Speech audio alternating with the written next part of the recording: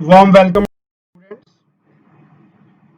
Today we are about to discuss important topic of 10 plus 1 from the chapter Force and Laws of Motion, Conservation of Momentum. The topic is going to be serve great purposes both in 10 plus 1, in 10 plus 2 for your JEE main exam, NEET exam, JEE advanced exams. So very important topic for all the fields. So first of all, let me rewind with laws of motion first of all to discuss the topic further. So first law of motion we have defined as law of inertia also, in which we discussed that every object would continue its state of motion or state of rest in straight line unless it is compelled by some external force to move in some different way. So as long as external forces are absent, the state of motion or state of rest would continue. If object is in motion, then it would continue moving in same direction with same speed. And if object is at rest, then it would continue to be in state of rest. Okay, now second law of motion. First law we have also named as law of inertia. We can define it in another way. If net external force on a object is zero, then a body at rest continues to be in position of rest and a body in motion continues to be in position of motion with uniform velocity. Uniform velocity means direction of motion as well as speed, both will remain constant. The property was called inertia. We have already discussed the second law of motion, according to which force acting on an object was directly proportional to its rate of change of momentum, that is dp by dt, and was directed along the change. जिधर को momentum में change आएगा, जिस direction में momentum change होगा उसी direction में force भी होगा. इसको हमने दो तरह से लिखा था. One was force F equal to dp by dt, rate of change of momentum. Momentum is a vector quantity, force is also a vector, time is scalar. So whatever is the change in a direction of momentum, same would be the direction of force, and it is applicable in all the situations irrespective of whether mass of the object undergoes a change or mass remains constant. But in most of the situations, 99% cases, we'll discuss in which mass remains constant.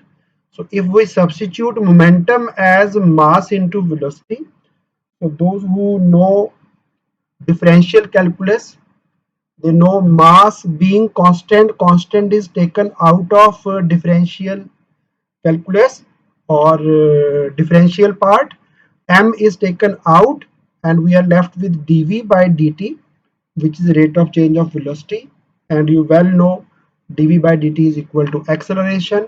So force is equal to mass into acceleration, but this relation is conditional relation, that is it would be applicable only when mass is constant. So you need not bother much about it, because most of the times we will have situations where mass remains constant.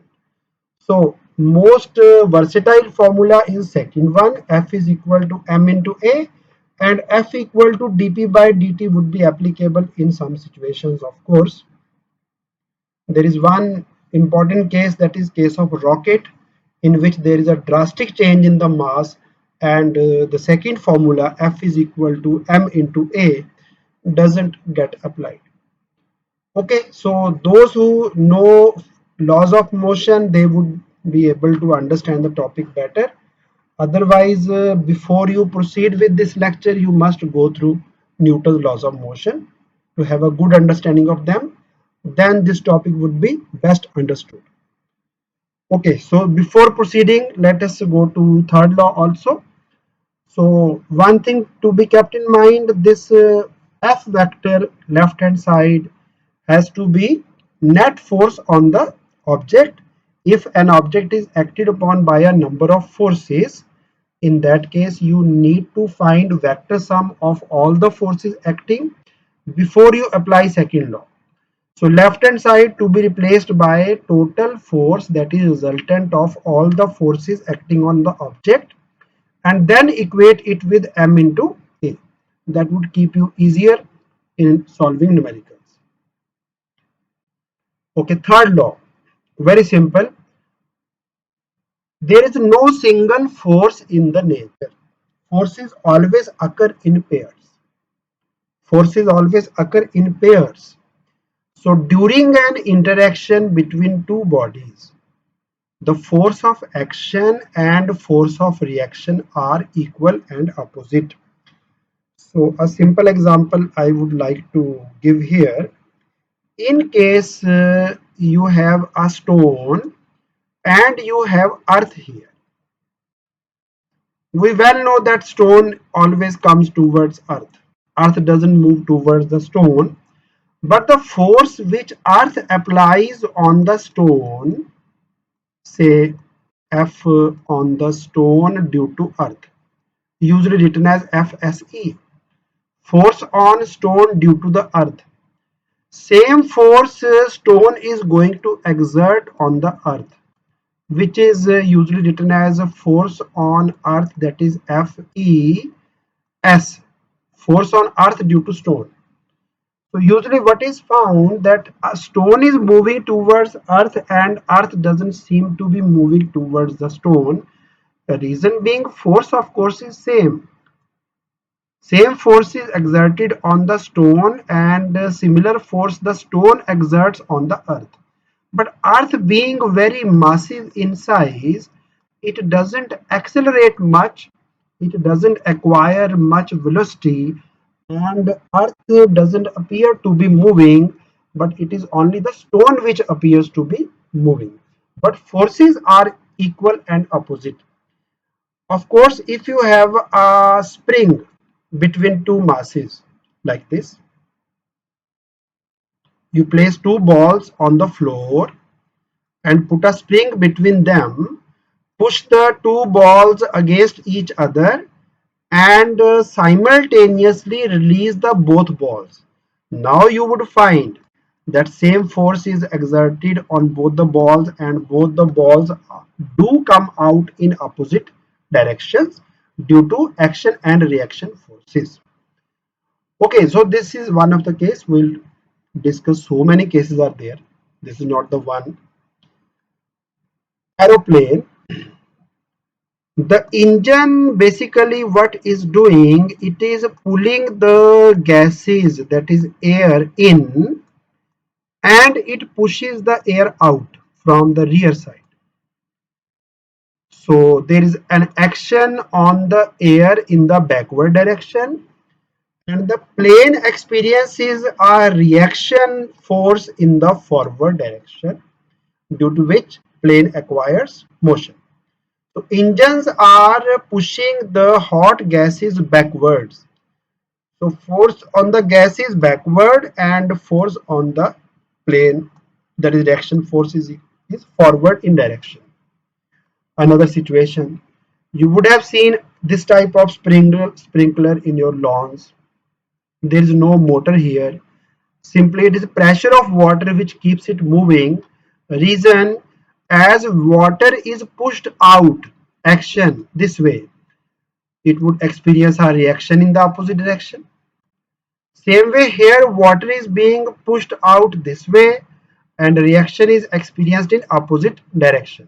So these two forces, this one and this one, they would start a motion of the sprinkler in the, say ऊपर से देखें तो in clockwise direction. So sprinkler starts rotating. Another example is a rocket. Gases are pushed downwards, action, and in reaction, rocket acquires an upward motion. Same is the case of your table fan. A table fan pushes the gases, that is air, in forward direction, and it would experience a backward force. That is why we need to have this base very solid, heavy, so that this reaction force may not topple the fan. Fan उल्ट सकता है बेटा reactional force के कारण.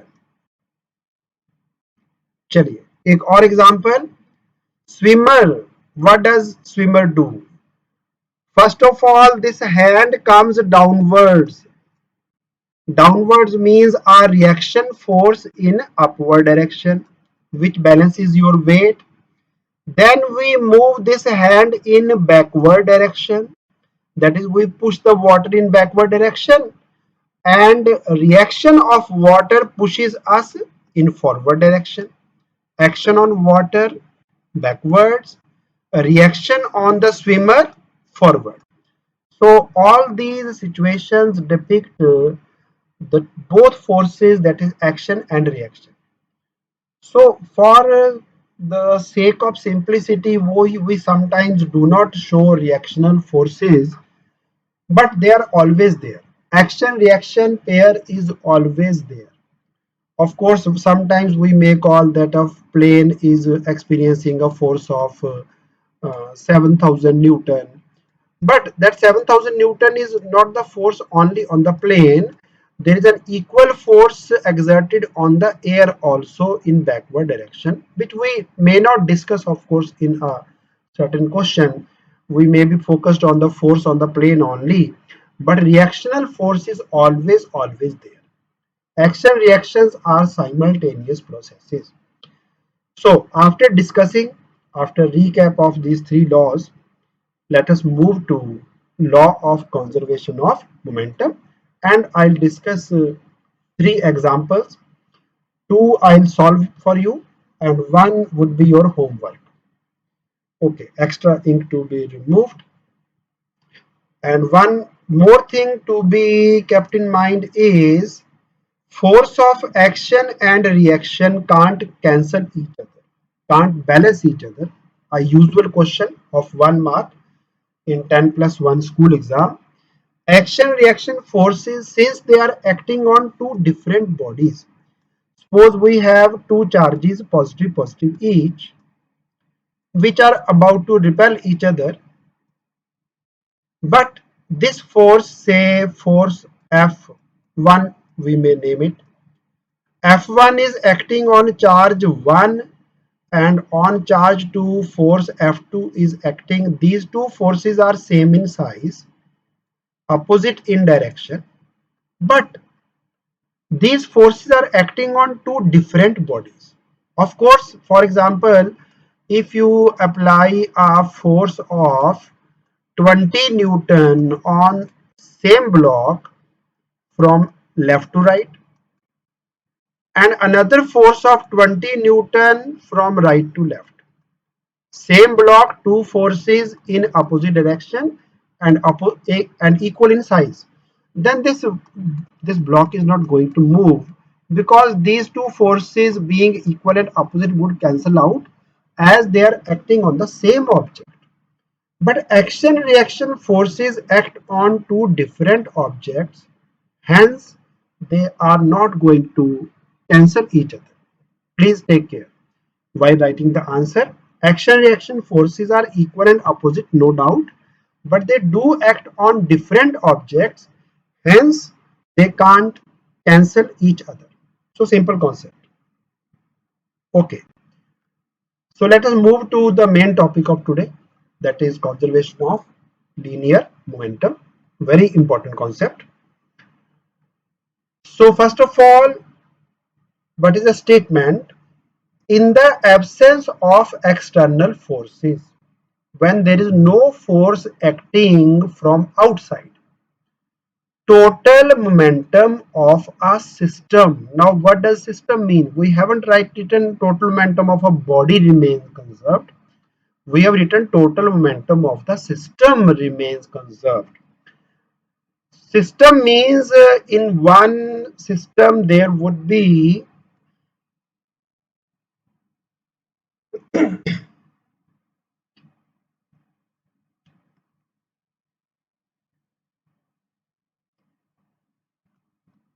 more than one masses, more than one, like M1, M2, M3, M4, M5. In a given system, there are more than one masses, more than one particles, more than one charges, more than one magnets. Like this, we can say like this. A given system is composed of a number of masses. If we do not apply any external force on this system, in that case, these particles may have different momentum, different directions, momentum that is mass into velocity, but the total or a resultant or vector sum of all these momenta, all these plural of momentum is momenta, M-O-M-E-N-T-A, momenta. Total momentum of the whole system doesn't change irrespective of there happens a blast inside, or there could be some interaction between these two masses or these two masses. Individual momentum can change, of course, suddenly, but total momentum remains constant. So statement is very important. Some people think that it is the momentum of a body. It is not a momentum of body. It is a momentum of the set of bodies, that is system.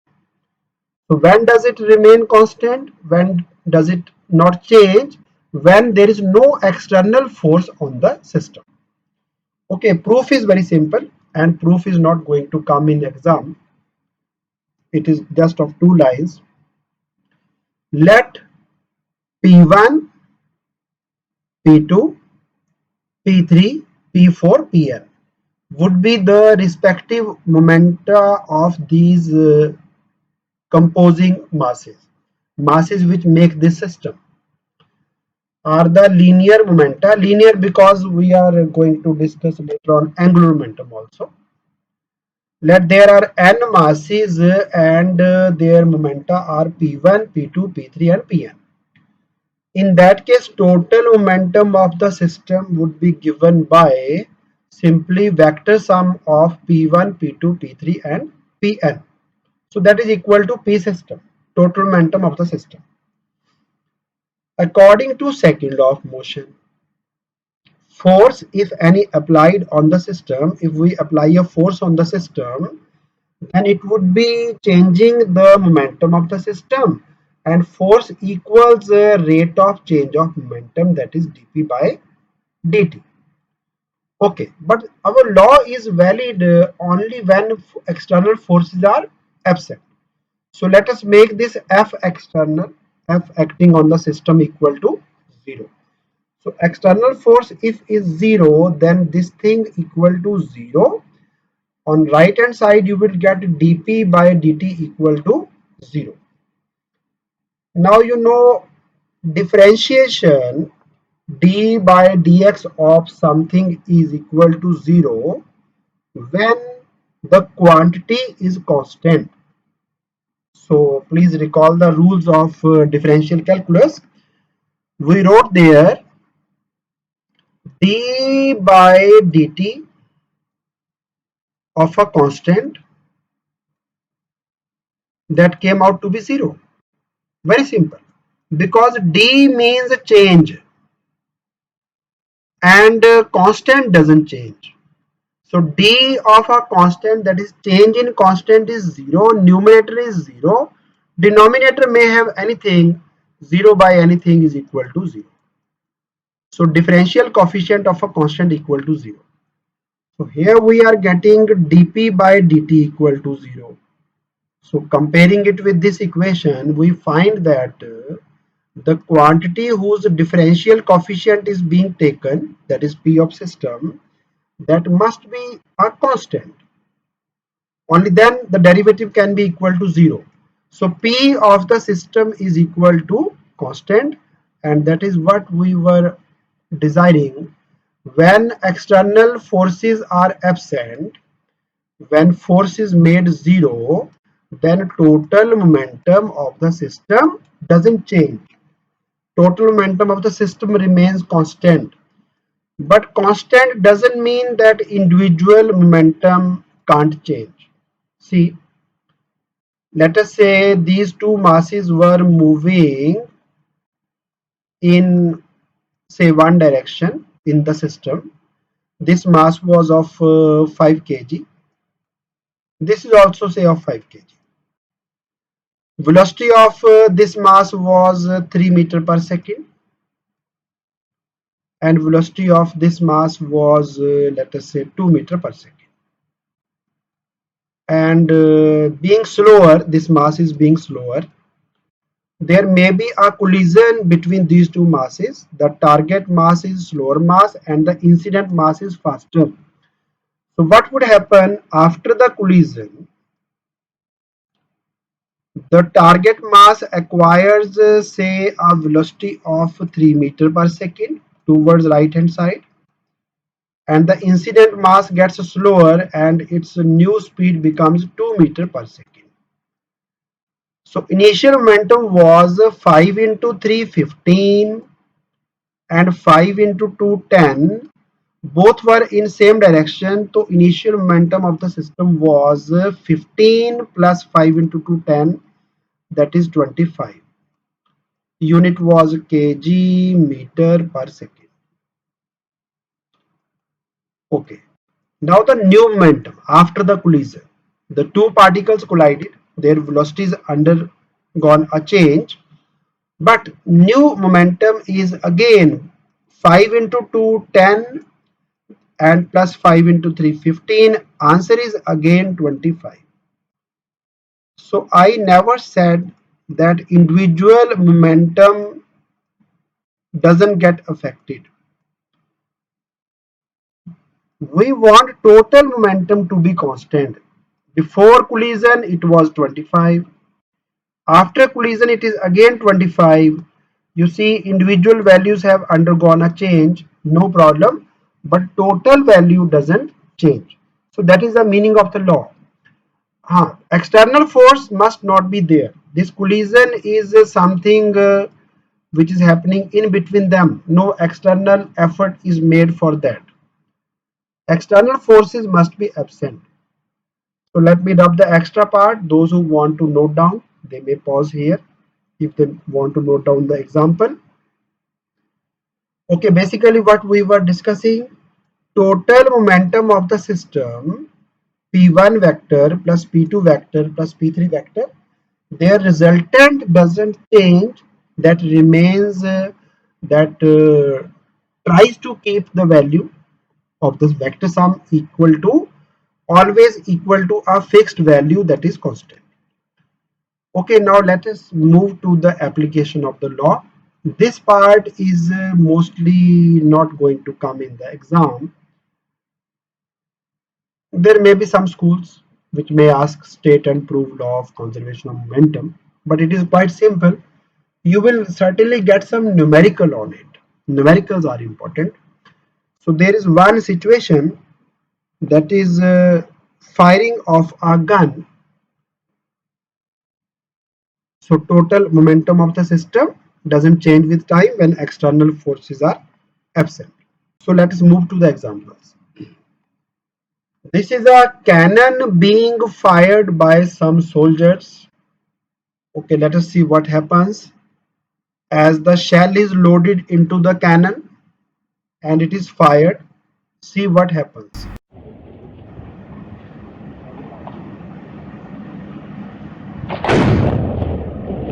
So you would have experienced that comes back, shell is fired, cannon comes backwards. Quite dangerous. Another situation. So firing of gun like Salman Khan is doing in the movies with a so-called casual hand, that is not possible. Firing a gun means you must hold the gun, hold the revolver firmly. So see what this lady is doing.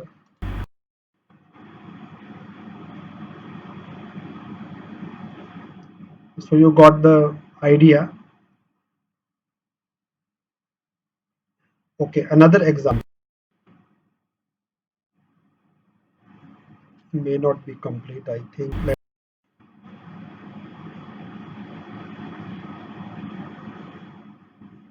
Similar situations repeated. Very sorry, same video comes again. Okay, let us see another case.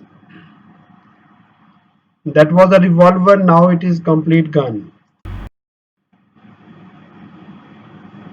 So you saw what happens if gun is not taken seriously. And the last case now.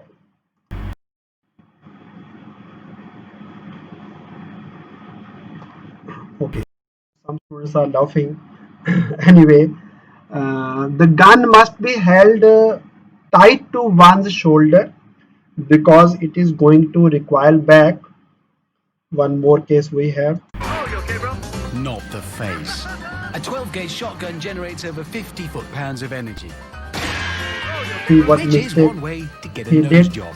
The gun must be held tight to one's shoulder. Why? Because it is going to come back. So this is the correct posture.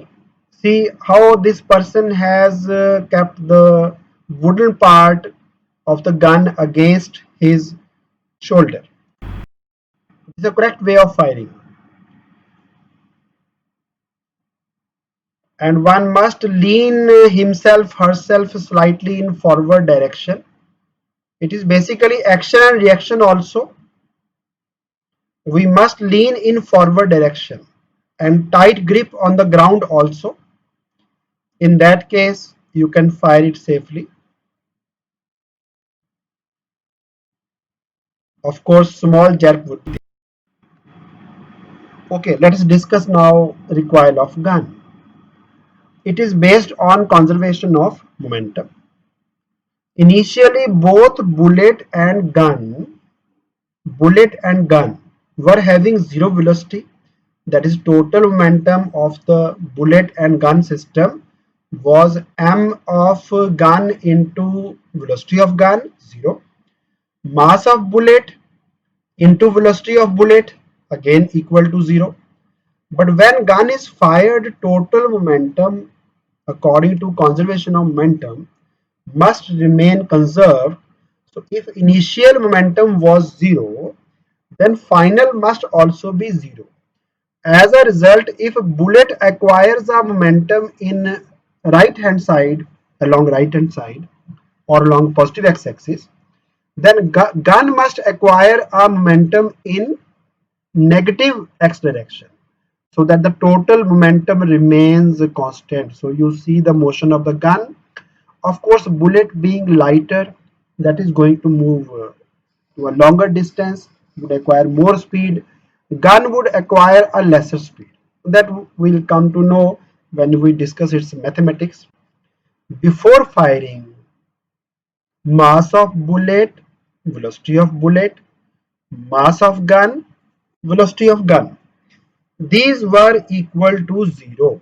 Neither bullet was moving nor gun was moving before firing. So each is equal to 0, 0. So total momentum before firing was 0. After firing, the bullet acquired a velocity along positive x-axis, right hand side. And let us say velocity of gun is v gun, which we do not know how much is it, in which direction is it, and we'll come across a formula, important formula. Okay, these two are 0, 0. Velocity of bullet 0, velocity of gun 0. Right hand side, of course, same expression. So if we are interested in what is the velocity acquired by the gun, keep this term here and take this one to left hand side, which makes mass of gun into velocity of gun equal to negative mass of bullet into velocity of bullet. And we need what is the velocity of the gun. So divide by mass of the gun, right hand side. So this is the expression which gives you the direction as well as the speed acquired by the gun.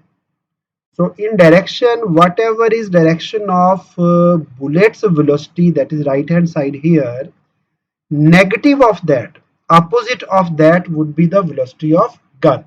So gun is about to move backwards. That is why we named the term recoil.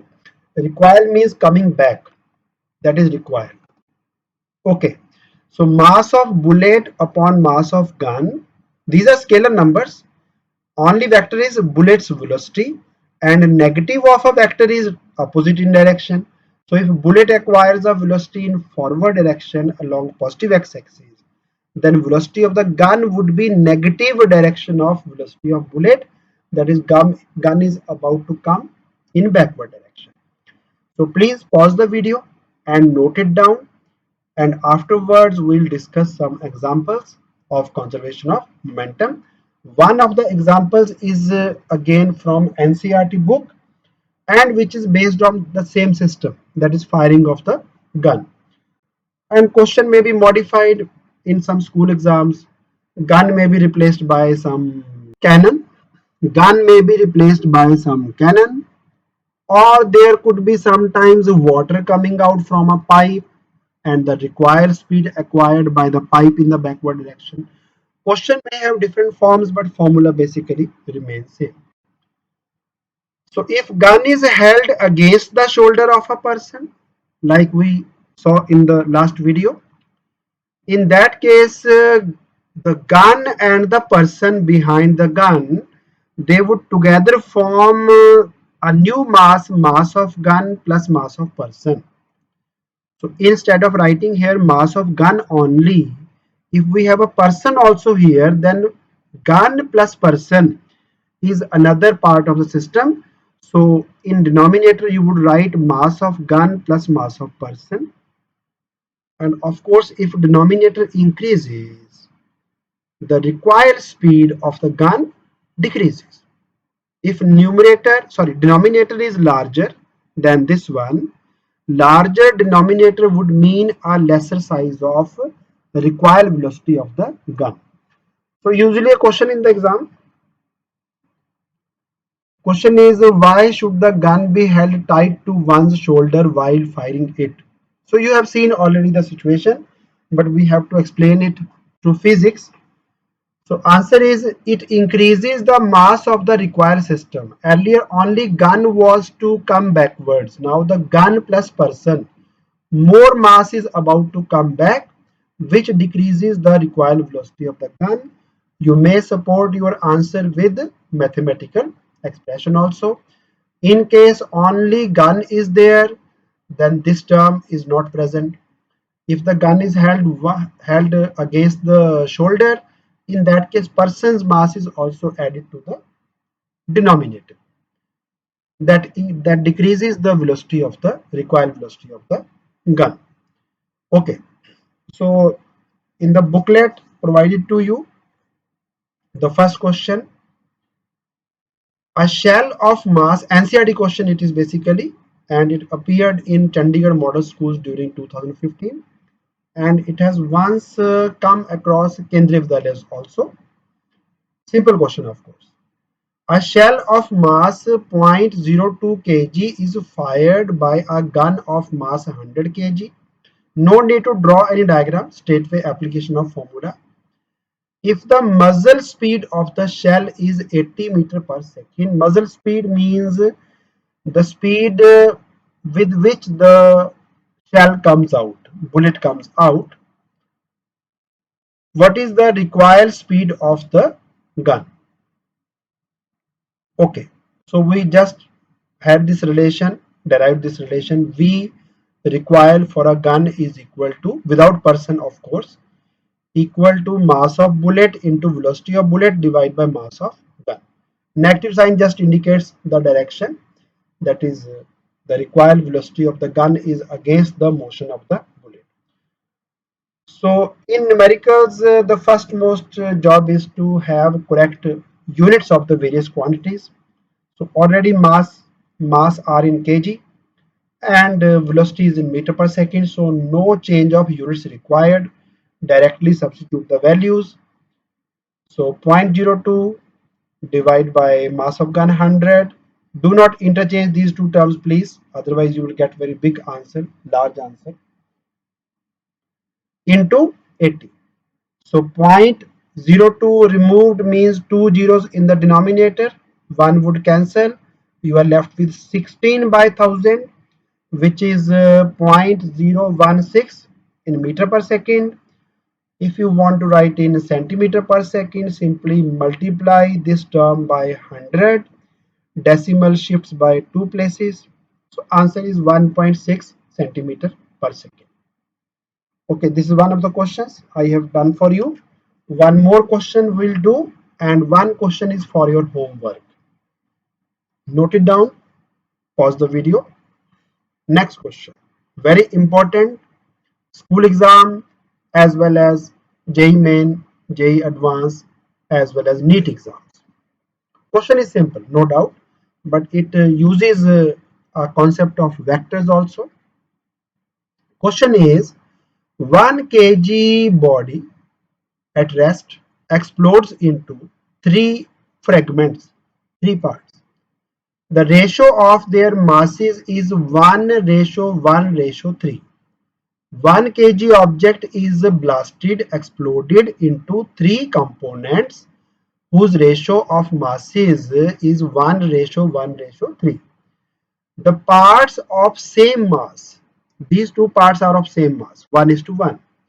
They move perpendicular to each other with speeds 30 meter per second, while the heavier part remains in initial direction. There is some problem in the language. There is no meaning of heavier part remains in initial direction. Your question is simply the speed of the heavier part is. So let me cut the additional line which was not required. While the heavier part remains in the initial direction. This line doesn't have any meaning. Please cut this part, right? Okay, our main question is what is the speed of the heavier part? So here, because direction of velocity, direction of momentum, they are perpendicular to each other. As a result, we'll have to apply concept of vectors. How? Let us go through a diagram. This was the original object whose mass, let us say, if this is only ratio 1:1:3. The masses could be 10 kg, 10 kg, 30 kg. Masses could be 15 kg, 15 kg, 45 kg. We don't know what is the exact value of the masses. So we'll assume that this mass is x, 1x. This is also 1x. And this mass is 3x. Let us say the common multiple is x. So masses are x, x and 3x, which get divided on explosion into 3 parts. So one part is x kg, another part is x kg, and one part is 3x kg. So total mass was basically say 5x. Okay, this mass acquired a velocity say along y-axis, and similar piece same mass along x-axis. These two velocities were 30 meter per second perpendicular to each other, and we are interested in speed of the third part, heavier part. Okay, so momentum is vector quantity. Before explosion the whole body was at rest, that is initial momentum was 0. So let me draw these momenta which are given separately again in a new diagram. This momentum and this momentum I have drawn, they are equal but at right angle to each other. If two vectors are perpendicular to each other, then resultant is given by parallelogram law. But since these two masses are equal, their speeds are equal, so these two momenta are going to be same in size. Okay. The resultant of these two, according to parallelogram law, would point this way, and to have total momentum equal to 0, the third piece would have a momentum exactly opposite to this one. These two, forget about these two get added up as this one, blue one. This blue one is the total momentum of these two parts, but we want all the sum of all the momenta equal to 0. So if these two sum up as a vector this way, blue one, then third piece must have a momentum exactly opposite and same in size to produce a zero resultant. Okay, so as told, this mass must be say 5x, 1x, 1x plus 3x. These parts are x each and this one is 3x. Velocity is 30 meter per second, 30 meter per second. Mass into velocity, that is momentum. Mass x, velocity 30. So momentum along y-axis is 30x. This one has momentum again 30x along x-axis. These two on adding. Can you judge? If you have a square whose side is 30x, what is the size of the diagonal? Very nice, very nice. Root 2 times the side. So root 2 times 30x is the total momentum of these equal parts. Same momentum must be acquired by the third part to produce a zero resultant. Of course, opposite in direction. So this piece must have a momentum equal to 30 root 2x. We need its velocity. We have mass, we have momentum, we need velocity. Momentum is equal to mass into velocity. Momentum is 30 root 2x. Mass is 3x.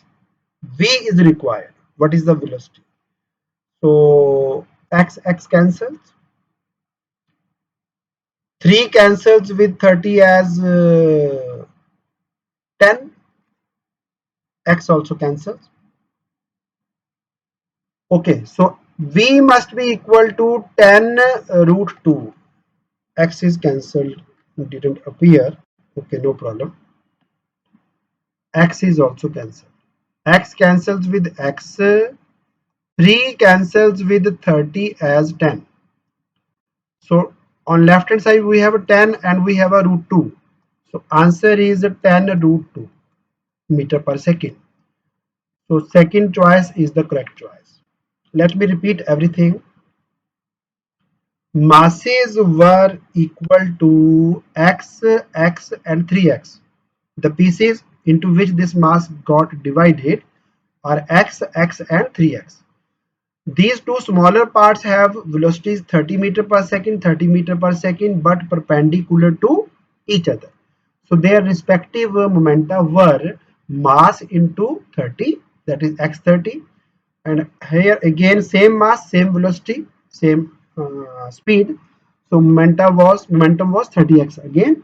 So these 30x and 30x, they produce a resultant, they produce a total of that is resultant of 30 root 2x. Third piece must have a momentum such that sum of these three, that is 1 2 3, but these two already have, we have added up as 30 root x, 30 root 2x. So these two must cancel out with each other. So momentum acquired by the larger piece must be same as sum of these two momenta, 30 root 2x. Okay, so momentum is equal to m into v. Mass of the third piece is 3x. Velocity is required, and momentum we have calculated must be equal to 30 root 2x. Remaining is cancellation and getting the result for v. Now homework for you. Similar question, of course, no change. Again an explosion which breaks a rock into three parts. Two of them go off at right angle. The first part 1 kg moves at the speed of 12 meter per second. Just what we have to do, replace this part x by 12 kg and its 1 kg and its velocity was 12. Instead of 30, write 12. 12 into 1 here. Other piece 2 kg moving with 8 meter per second, replace x by 2 kg and velocity by 8. So this momentum changes to 8 into 2, that is 16. So this part now is 12, x part is now 16.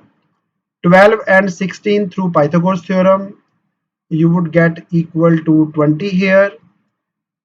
So third piece must have a momentum equal to 20. So remaining is up to you. Solve it further.